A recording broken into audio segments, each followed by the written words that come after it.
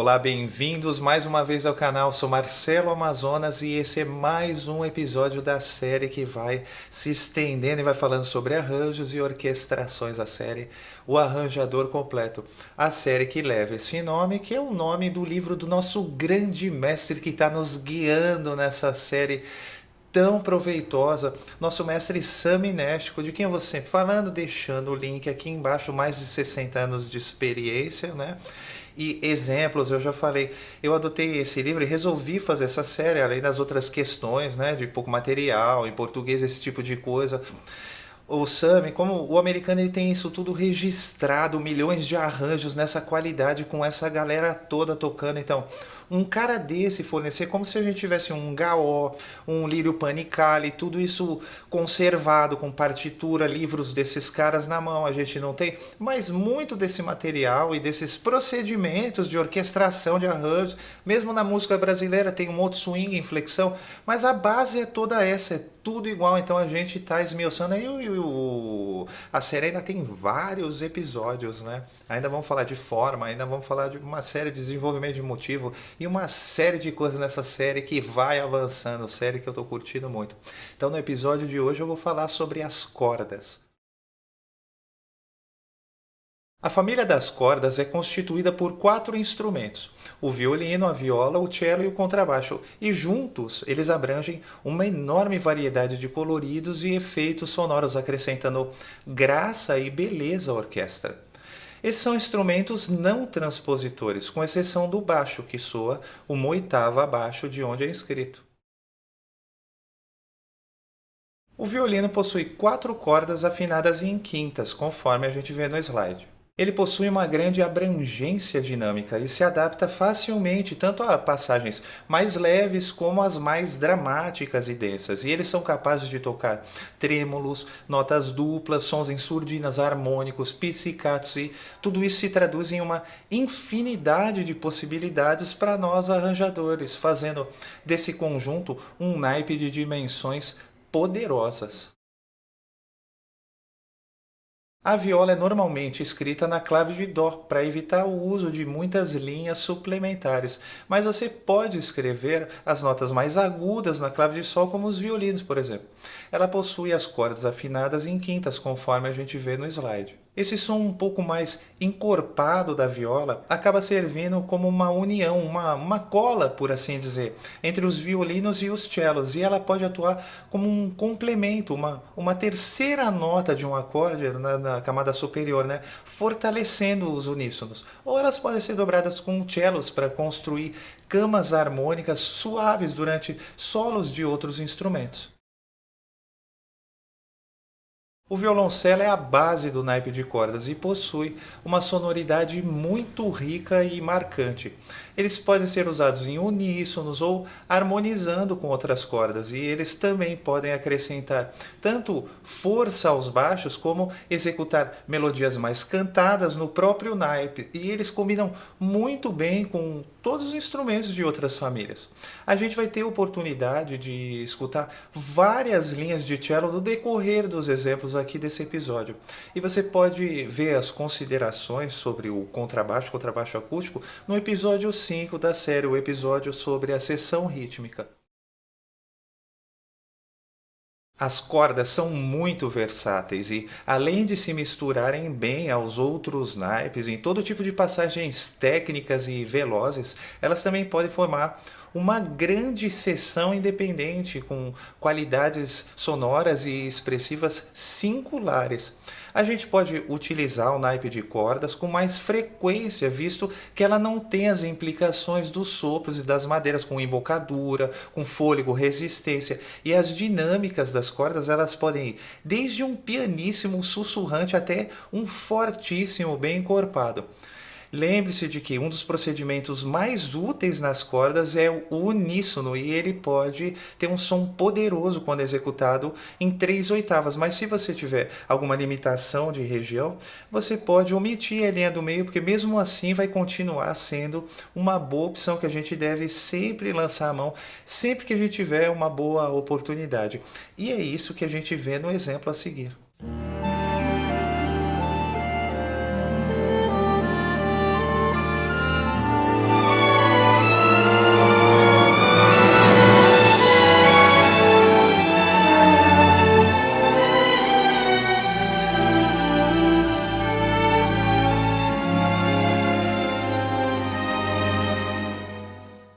você for escrever para cordas, você deve ter em mente que o equilíbrio é uma das coisas mais importantes a se considerar. Aqui você vê uma tabela com algumas sugestões de formações que você pode utilizar, sobretudo em sessões de gravação. E nesse outro slide você vê duas opções para formações menores, a 4 e a 5 vozes. E a gente tem ainda a opção de usar a seção de cordas sem as violas, utilizando uníssonos nos agudos e completando a harmonia com cellos. Você pode até mesmo, sobretudo em gravações, fazer um conjunto de cordas utilizando apenas os cellos. A gente vai ver ao longo da série vários exemplos, tanto de cordas solo como em arranjos vocais e orquestrais. E embora no próximo exemplo a gente perceba uma escrita de cordas extremamente simples, ela captura toda a beleza que o naipe solo pode trazer para a sua música.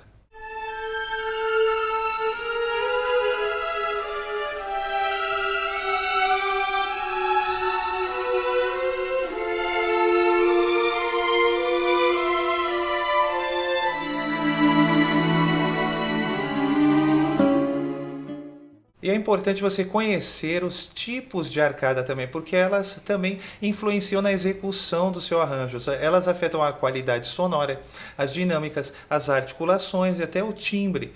Aqui você vê a descrição dos tipos de arcada e você pode clicar no link que eu vou deixar na descrição abaixo para ver um vídeo excelente com a explicação e execução de todas elas. Vale a pena você tomar uns minutinhos para assistir o vídeo, porque, como a gente bem sabe e como eu vivo repetindo aqui no canal, os exemplos são o melhor ensinamento.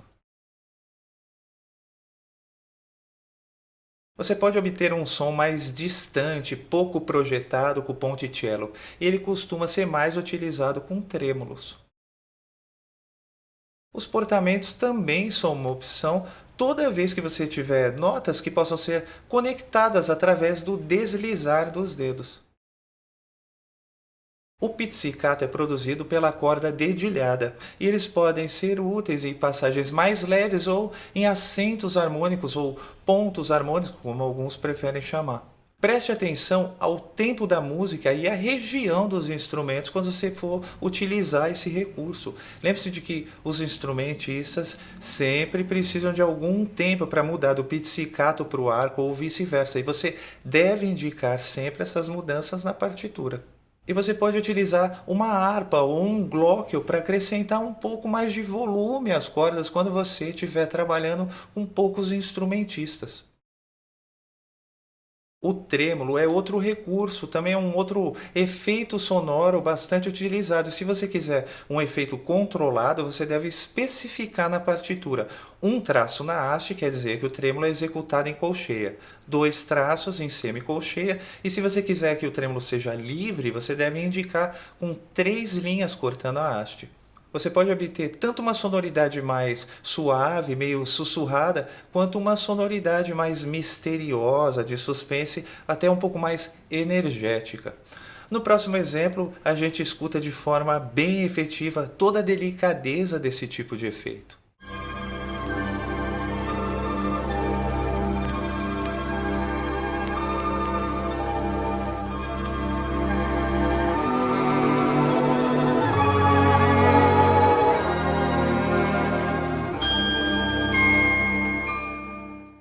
E a gente pode ainda utilizar o trêmulo entre duas notas mais afastadas, normalmente intervalo de terças. Esse recurso também produz uma sonoridade mais suave, mais suspensa. E a gente pode fazer o divise entre os instrumentos para uma sonoridade mais suave. A gente vai ver agora 2 exemplos que ilustram o emprego dessas técnicas.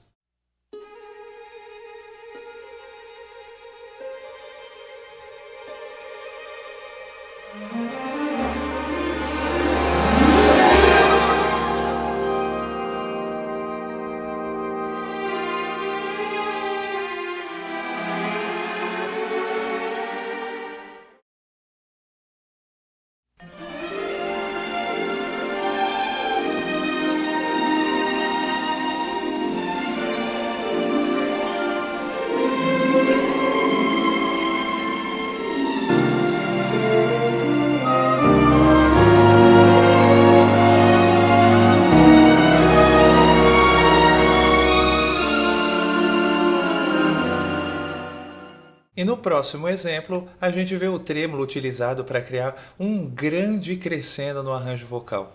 Você pode perceber que o efeito ele começa nas cordas, depois percussão, aí harpa, depois madeiras, também com trêmulos e finalmente trompas e trombones, criando um clímax bem dinâmico.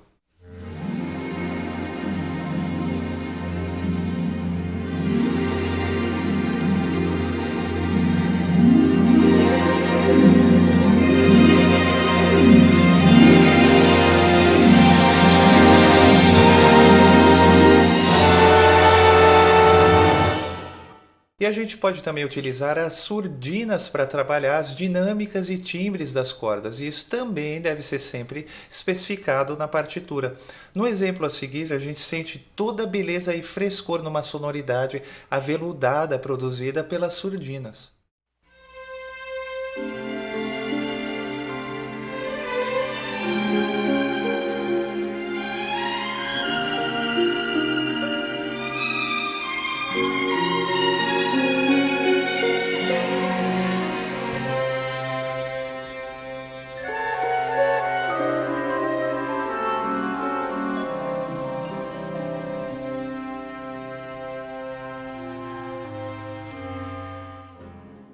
Você deve ser comedido no uso de cordas duplas e evitar andamentos rápidos e passagens que exijam mudanças bruscas de dedilhado.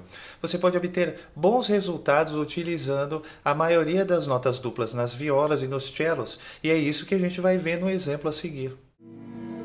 When you walked in the room, I was fine.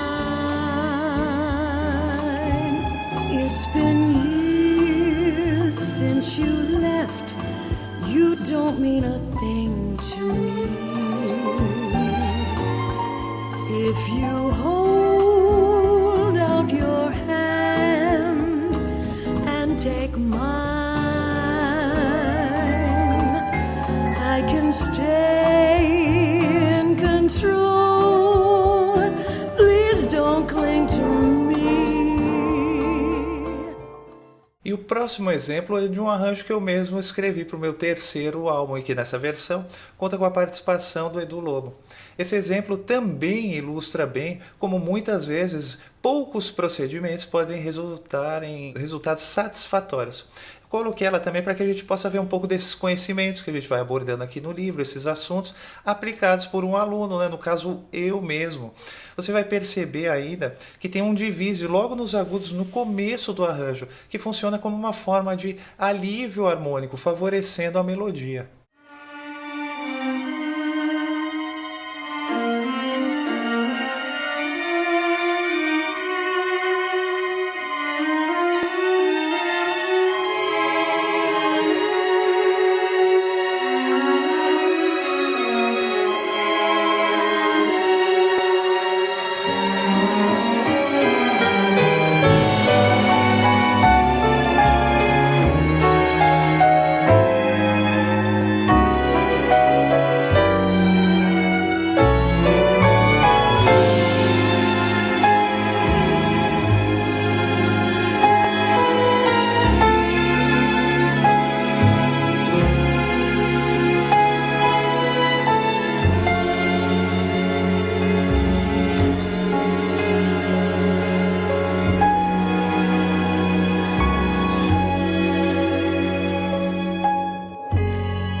Por ela espalham-se as cores. Ainda que a escrita para corda possua poucas limitações, a gente vai ver algumas ressalvas que são importantes a gente considerar. Não se esqueça de que a escrita para as cordas requer uma abordagem totalmente diferente da escrita para metais ou madeiras. Você não deve usar o mesmo tipo de montagem utilizado nos saxofones, por exemplo, porque além de não explorar as possibilidades, isso acabaria enfraquecendo a sonoridade do naipe. As cordas têm um som aberto e jovial em tonalidades com sustenidos, por causa da construção dos instrumentos, das cordas soltas, mas elas são igualmente capazes de tocar em qualquer tonalidade. Procure abordar as passagens agudas de forma equilibrada, evitando saltos incomuns, e lembre-se de que elas são mais efetivas quando a gente trabalha com grupos grandes de cordas. É importante você estar atento ao fato de que, quanto menor o grupo de cordas, maior o risco de utilizar o divise. Lembre-se que, se você fizer divise em pequenos grupos, você vai estar dividindo a sua eficiência dinâmica por 2. Os uníssonos proporcionam linhas sonoras sólidas em registros médios ou harmonizados dentro dos padrões de quartetos de cordas. E é por isso que a gente deve evitar linhas crescentes acima da orquestra, caso a gente esteja trabalhando com conjuntos pequenos. Você deve evitar cordas duplas em passagens gerais ou tutis, vistos que elas são difíceis de equilibrar com o resto da orquestra. Ao invés disso, você pode utilizá-las em peças ou passagens do naipe, ou em arranjos para conjuntos com menos instrumentistas. Resolver questões como contraste e equilíbrio com o resto da orquestra é parte fundamental para uma orquestração bem-sucedida.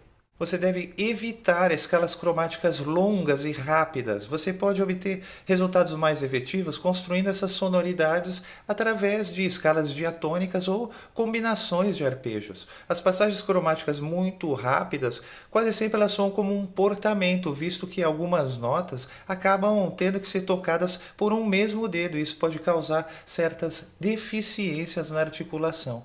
Ainda que você escreva arcada, você pode sempre considerar algumas alterações por parte dos músicos, visto que escrever todas as arcadas de forma primorosa pode ser um trabalho tortuoso para alguém que não toca algum instrumento do naipe de cordas. Normalmente a gente vê esses detalhes em partituras mais sinfônicas, enquanto que na prática de conjuntos ou nas sessões de gravação, os músicos costumam ter um pouco mais de liberdade para fazer anotações ou algumas mudanças complementares.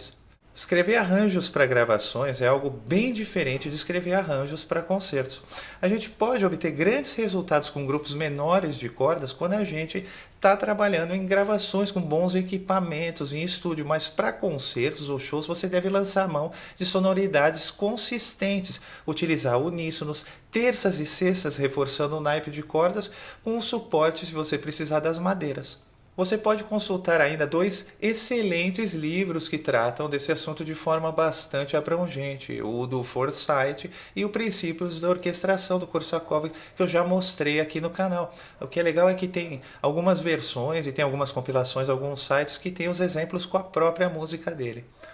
E se você gostou demais desse grande episódio, esse episódio que falou sobre as cordas, trouxe toda a beleza, esses lindos exemplos para nos inspirarem. Bom, se você gostou de mais esse episódio, você pode se inscrever aqui no canal, pode apertar o sino das notificações para ser avisado toda vez que o novo episódio for ao ar. E se quiser participar, dicas, dúvidas, críticas, sugestões de pauta, faça isso através dos comentários para esse que é mais um canal nesse imenso abismo do binário que expande, expande, expande. Como é bom ser apenas mais um. Mais uma vez, muito obrigado, um grande abraço, bons estudos e até uma próxima.